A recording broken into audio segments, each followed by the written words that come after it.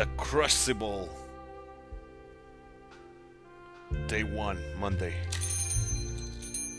Hello guys, welcome back to the channel. My name is TituElite and we are back in Best Served Cold episode number 22 and the start of a brand new case, case number 3, where it seems like a gruesome murder has happened, involving some dismemberment, at least a hand, some burning of the body, and a witness. And I know that witness, it is the girl that works in the hotel, and she likes girls like me.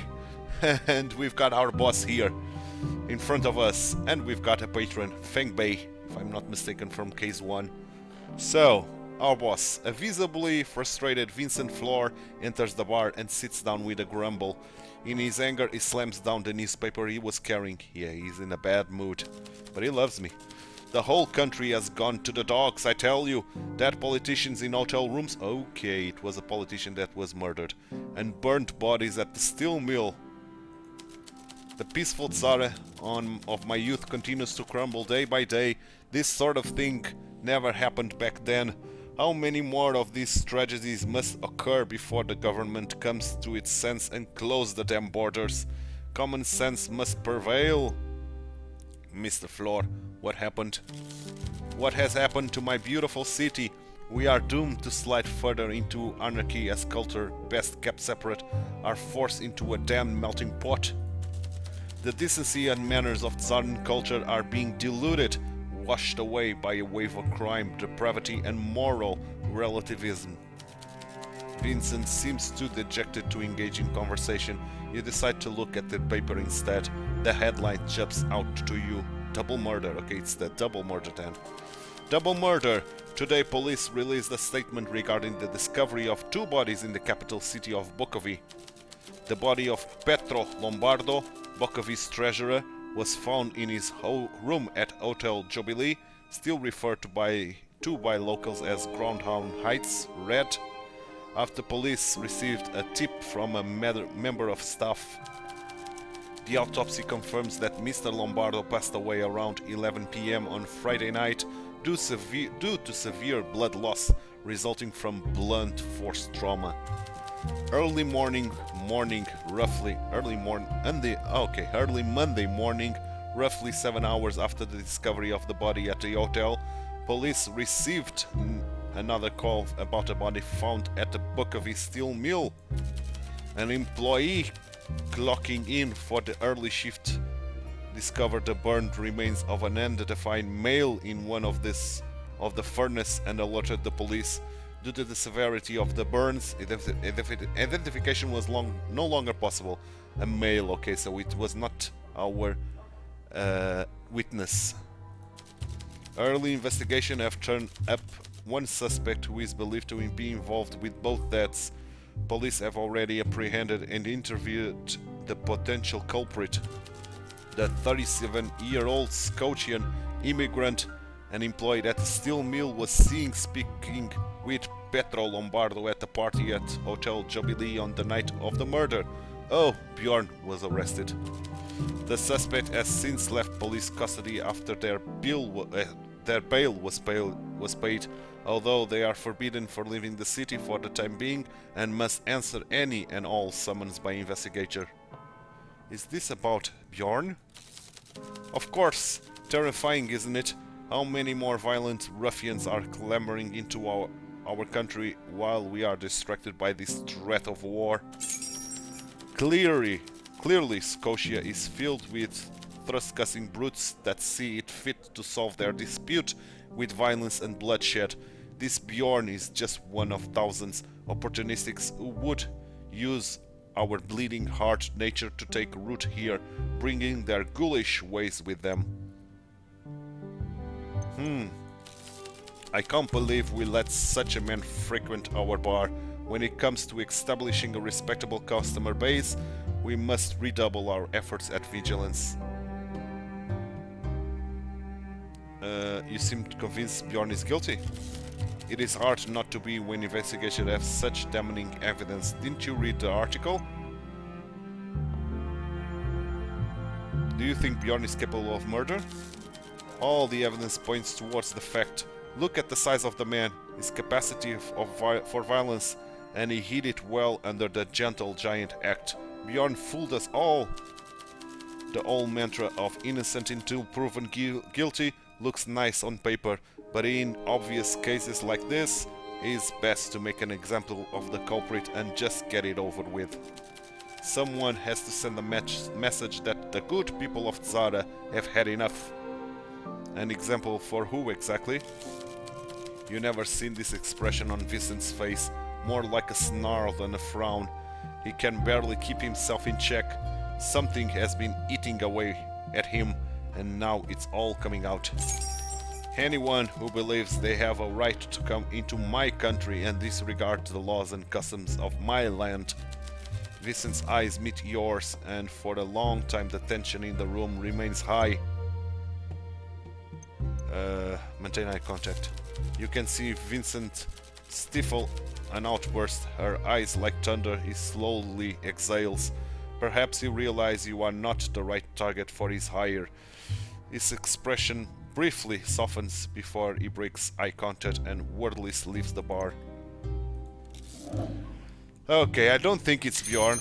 Bjorn seems like a good fella and is too big for that cutscene. That cutscene looks like a slender man or woman. Lucas, a visibly disturbed Lucas, enters the speakeasy. Rather than sitting down at his usual spot, he immediately approached the bar, his forehead covered in sweat and his eyes wide. Bartender, I need your help.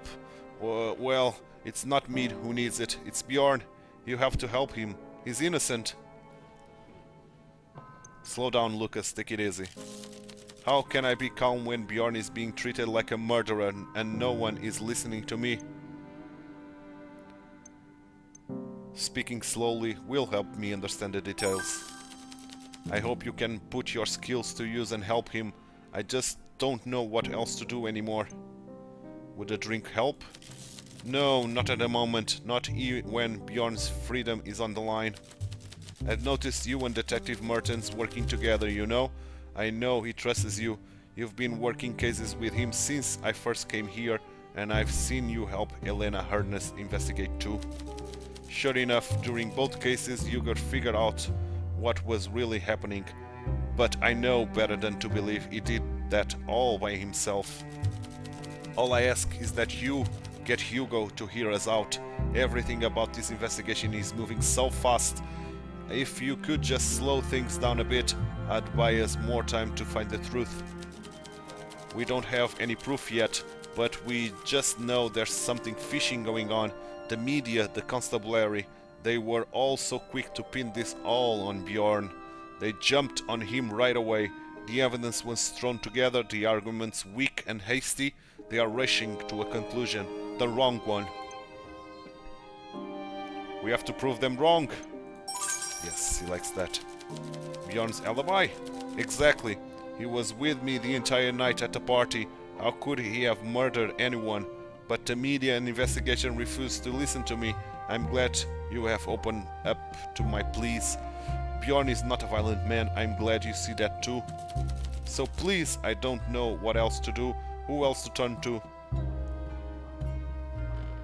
I'll talk to Hugo and sort this out. You will? Oh, thank the goddess. I'll go see Bjorn right away and tell him the good news. How is he holding up? Not great. I paid his bail, but when they opened his cell, he barely looked at me. I thought maybe he would be happy to see me, or relieved. He just seems numb, beaten. He keeps telling me he will be ground down in the machine. I don't know what he means exactly, but he's morose, thoroughly gloomy. Your support is the only good news we have had. Maybe telling him you are on the case will help, though I think getting out and having a drink to settle his nerve would be beneficial too. Bye. Okay, so we've got a lot of things, and... okay, Sandra is back. Sandra Fisher descends the staircase once more. You haven't seen her for a while. She looks around the bar, then approaches you with a serene smile. I don't know, but I suspect of you, Sandra. Don't know why. Maybe because of the cutscene. Welcome back, Sandra. This place is buzzing. Every time I come here, I think maybe it will be quiet or gone, and you'll have moved on. I'm always glad to be wrong. The place smells nice too. Sandalwood or cinnamon? Most speakeasies just smell like spilled beer. This place smells like... well, it smells like someone cares what it smells like, if that makes sense. How have you been? Things are looking up. I'm glad to hear it. I always found I made better drinks when I was in a good mood. People often underestimate how their mood can affect their whole day. I trust you've noticed this when talking to your customers. I have. They can have their mood soured in the morning, then carry that with them the whole day, but in the evening, slipping them the favorite drink can turn their whole perspective around. Did you know the opposite can also be true? The opposite? People think denying their feelings and putting on a happy face will make their problems disappear. As a good bartender, you sometimes need to break through that facade to get them to open up. You have to make people want to rant a little to get it out of their chests. Consider me interest. How do I go about that then? Back when I was tending bar, I might have occasionally filled my shaker with a few wrong ingredients to ruin their flavor on purpose. The bad drinks shook them out of their reverie, from opening the door for deeper insights, helping them to spill their guts, brought them relief. Being a good bartender is about more than pouring drinks, you know? It's about listening to. The information was sometimes useful, sometimes just interesting, but sharing always made them feel better. What did you do with this information? I improved the drink they received next time to ensure it was unforgettable. Flavors perfectly tailored to their tastes that would just not be possible without them opening up to me about their life. That's interesting. Hey, we all have to experience bad days sometimes, or the good days will lose all meaning. Part of being alive is to be able to experience all feelings, good and bad. You've given this a lot of thought. I have a lot of time to think, though. I must say it's a lot more fun being able to share these musings with a fellow bartender. On the topic of thoughts, have you heard the recent news about the double murder? It's been on my mind. It's hard to avoid. A strange case, don't you think? Two murders in two completely different places, yet the investigators have pinned them both on a single man. And you know Bjorn, right? As do I, a little bit. So it must be difficult for you too. Is he really a criminal, or just a man wrongfully accused? Do you think the constabulary is onto something, or do you believe he's innocent? I don't know all the details. Naturally, it's up to the police force to carefully feed the public the correct information.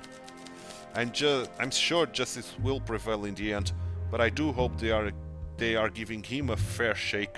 He seems friendly to me. Have you ever considered the idea you might be serving drinks to a criminal? I had the pleasure of serving Wendy Brooker, actually. Ah, the murder of the Dragas girl a few months ago. Interesting to know she frequented this place. Never forget your job as a bartender. Serving customer drinks and provide an ear to their troubles should be your primary concern. Stick to tending the bar. I'll try. Now then, looks like I can't delay the inevitable any longer. Oh? I have to leave Bukovie again for work.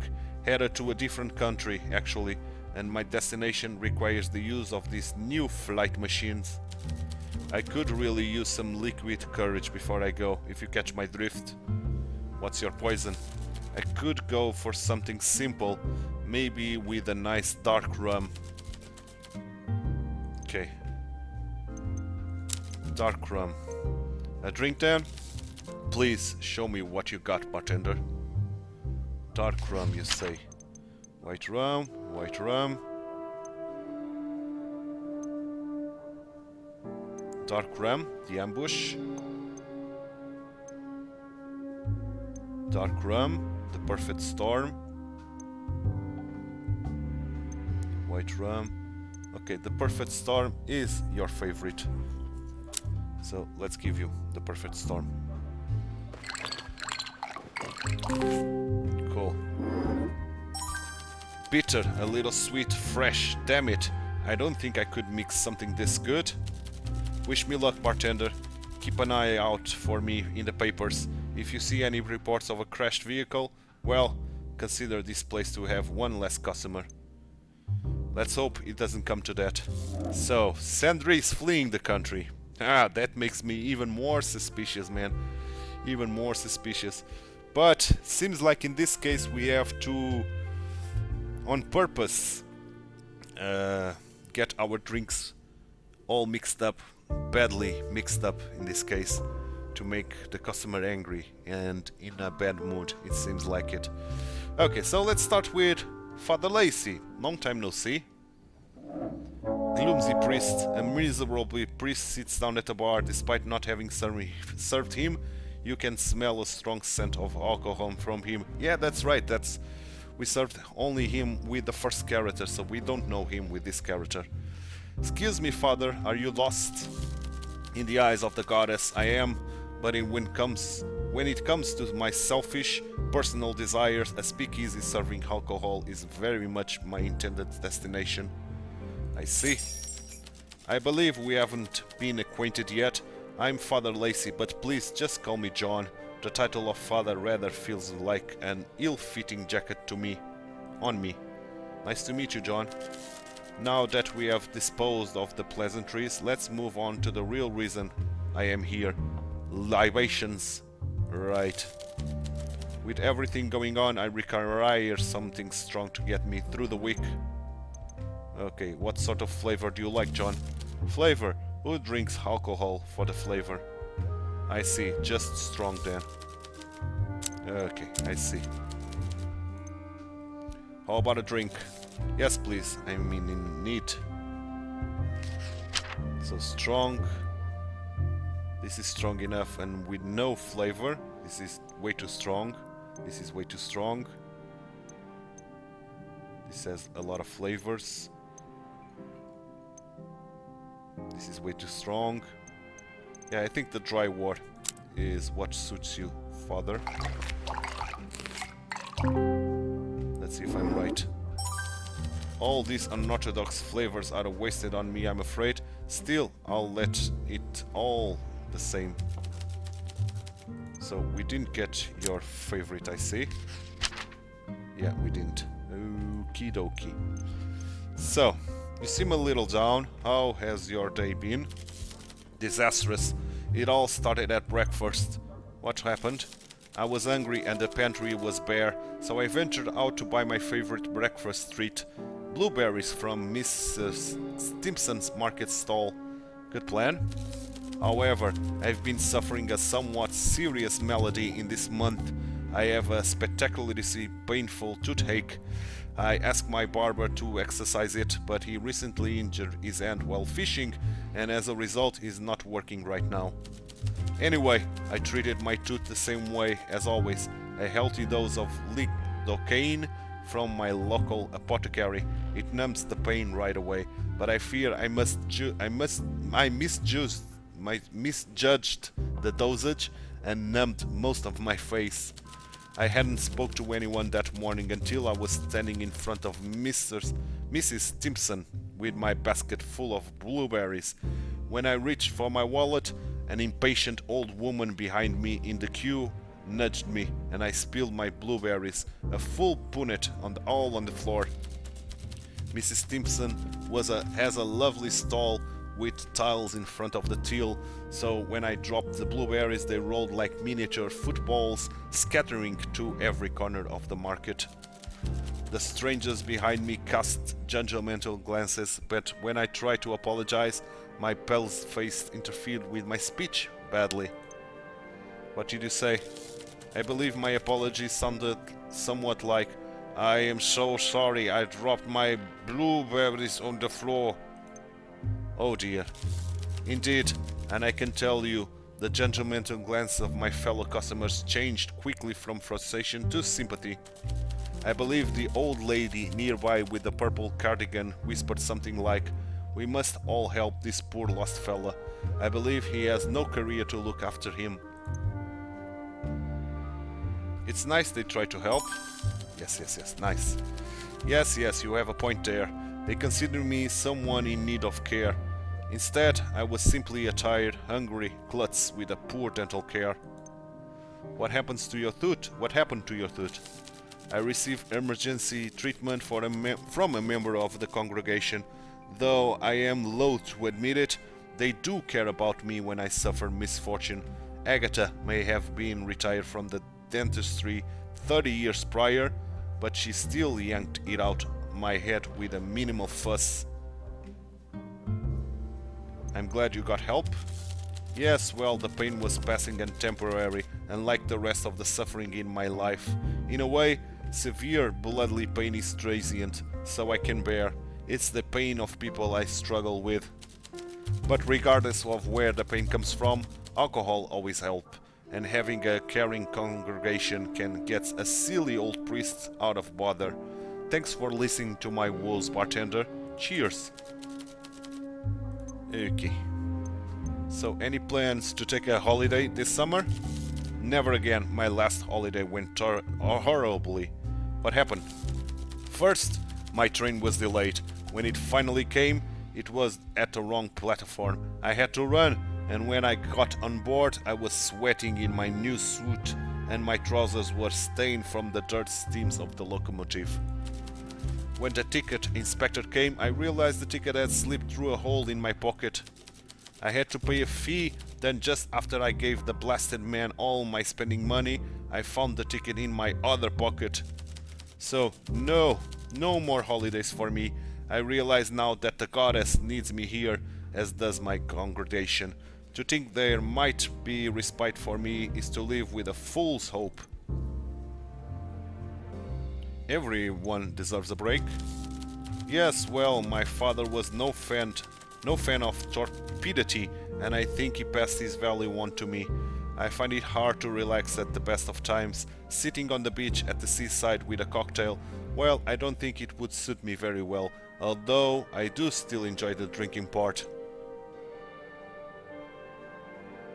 Your father sounds very serious. He was not a man known for his sense of humor, nor am I, but I am a laugh a minute compared to John Lacey Sr. His name was John too? Indeed, I took from him the name and a love and a devotion for the goddess, to the goddess this case. Feng Bei, who I admire greatly, says I carry far fewer of the lessons of the goddess in my head, but more of her love in my heart. Feng Bei, who's there? When she told me that, well, I do believe it is the kindest thing anyone ever said to me. It's true I fudged lines of scripture in my sermon almost every week, but I do feel the goddess within me and within the city. Feng Bei is very considerate.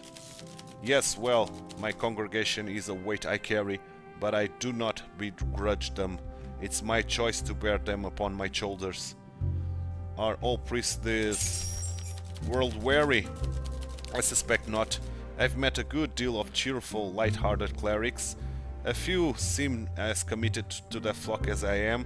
It must be a joy to carry the fate of your flock on stronger shoulders than mine. Do you have many friends here? In Bukovie or in my congregation? The answer to both is no.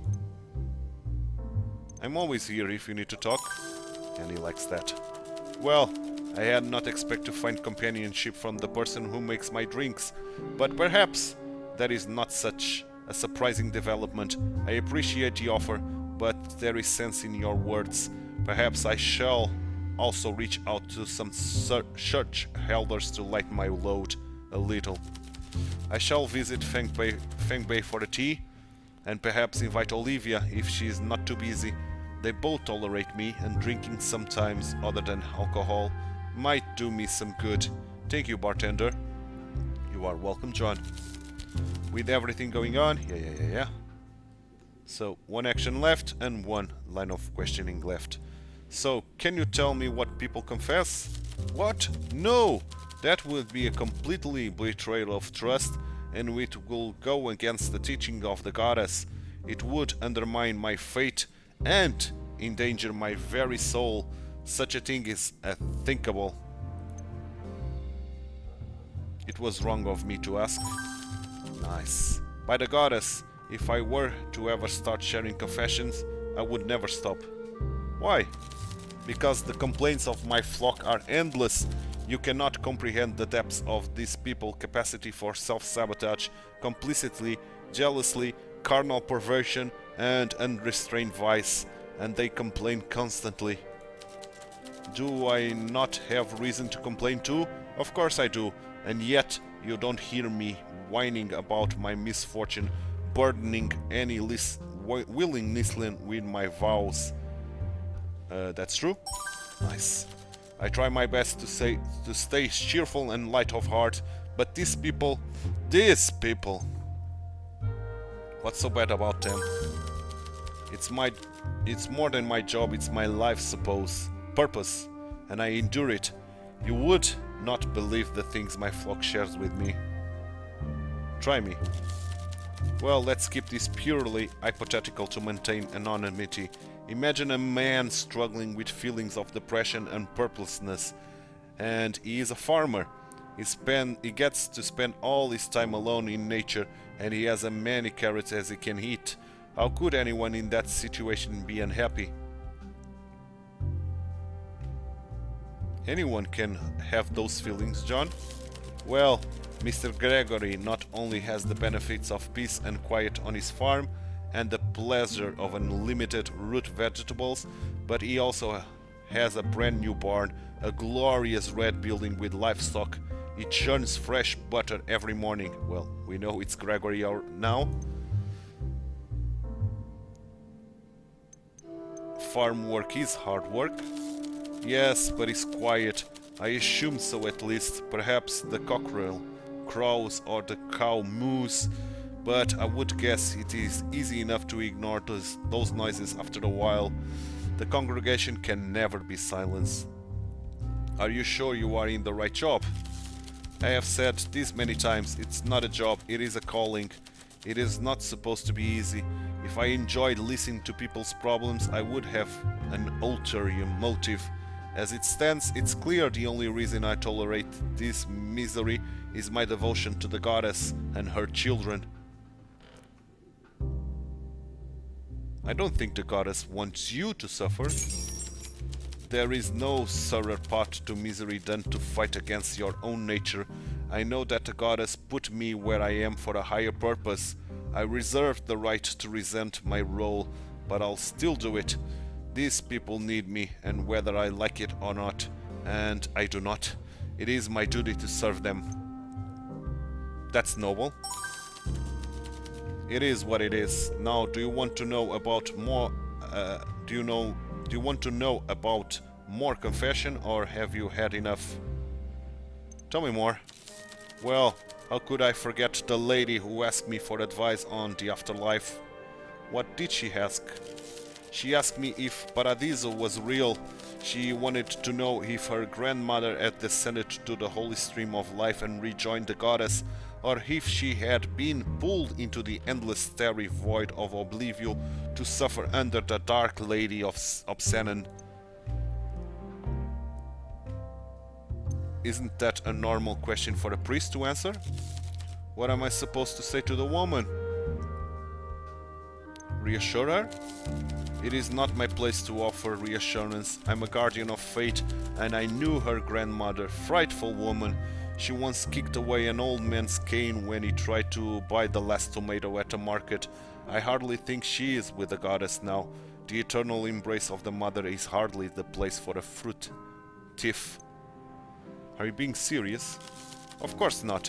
I'm sure her grandmother is in a better place wherever that may be, and of course that is what I told her. I know this is my job, I know what I signed up for, but it's all just exhausting. I need support, encouragement, or to be put out of my misery. Please, give me a reason to keep going.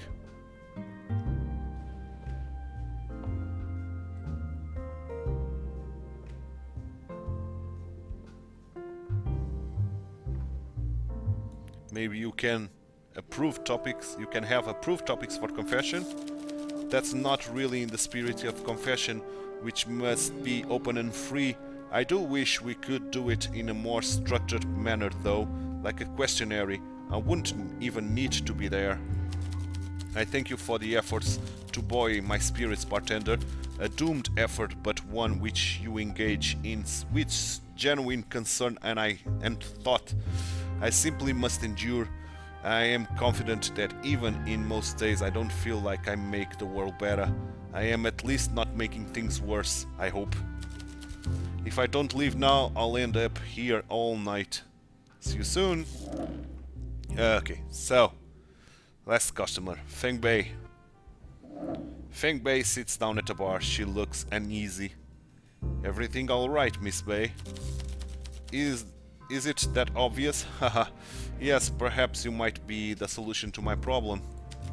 I'm looking to talk with you tonight, though a drink might also help at the moment. I can arrange that. Let's catch up, dear. Okay, do we know your preferences? The orange daisy, which I don't think we have. So, what kind of drink can I get you, Miss Bei? Oh, I think I'd like something minty and fresh this time. It reminds me of my favorite tea. Minty and fresh. Okay, minty and fresh. Would you like a drink, Miss Bei? I would love one. Go ahead and surprise me. Minty and fresh. Okay, minty and fresh. We've got the mint punch.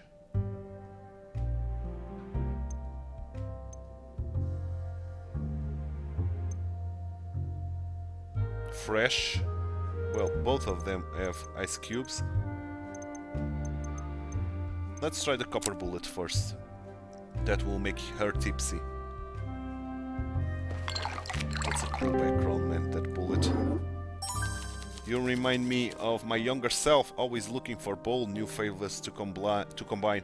Quite pleasant. Is this your favorite? No, it's not. Must be the mint punch. Okay, you mentioned problems. Oh, don't worry too much about that right now. I'm feeling more cheerful now than I'm settled. Maybe my problem isn't worth dwelling on.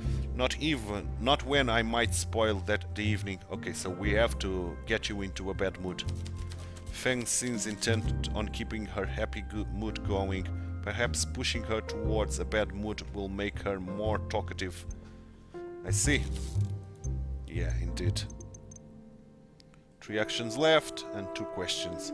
Let's talk about the journal I see you carry. It's about silly business. Excuse me? Do you not remember our last conversation? I remember. People think because I'm an older woman perhaps I won't keep up with conversations. They think perhaps I will miss details or lose my train of thought. But the tea terrace is not really about tea. Do you know what it is about?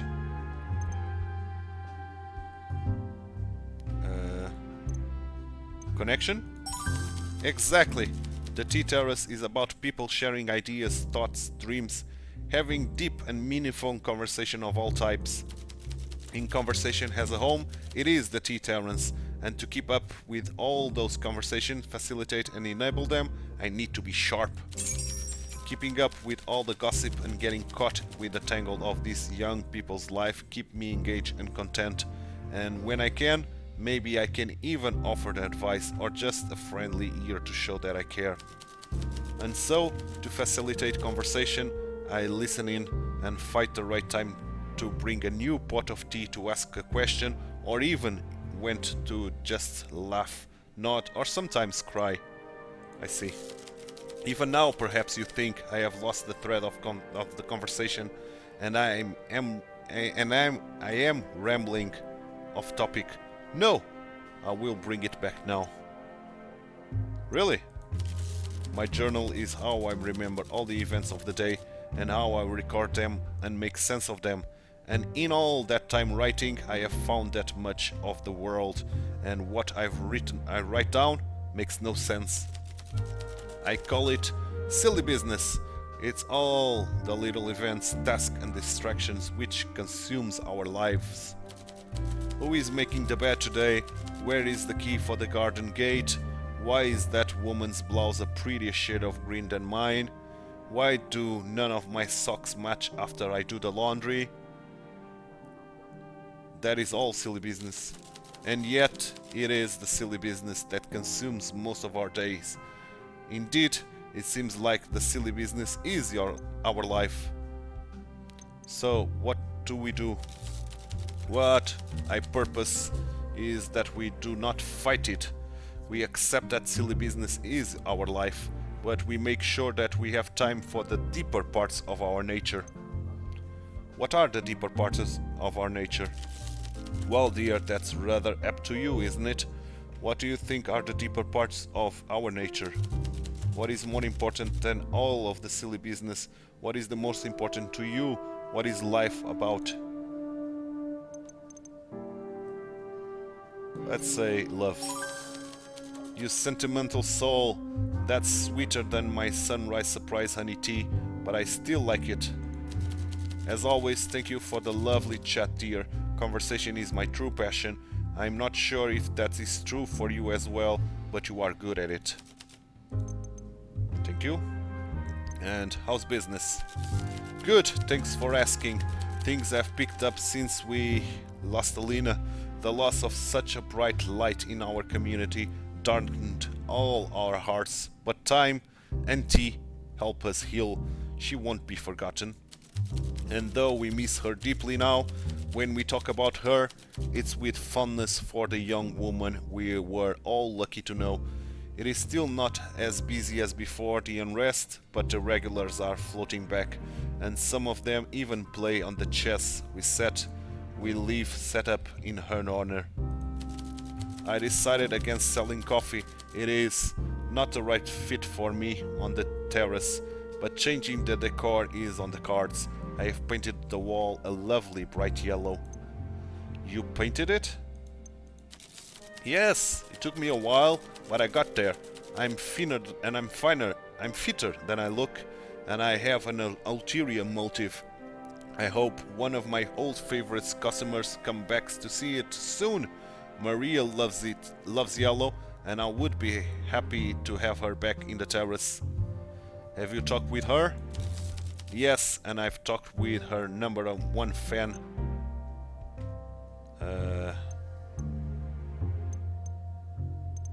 Clara? Yes, quite. Clara is our witness, yes, and she's very fond of Maria. The two are good company for each other. Clara is very keen to make a good impression on Maria, and she's a good girl. Maria needs a friend right now. And I worry about Bjorn too. I hope he comes to visit soon. I will make sure he feels welcome. Good. I don't trust the government in Zara or anywhere. I feel there is more going on here than we know. I have had my brushes with espionage back in Oxia. I smell a cover-up. Any evidence? None at all, dear. It is a feeling, but I trust my gut, and I trust the youth of Bukovie. Bjorn and Lucas are fine young men. I hope they find peace together soon and receive restitution when Bjorn is proven innocent. Yeah, I do hope as well. Do I have anything to show you? I do. So, Petro Lombardo was beaten to death on Friday at 11 p.m. after a party at the Hotel Jubilee.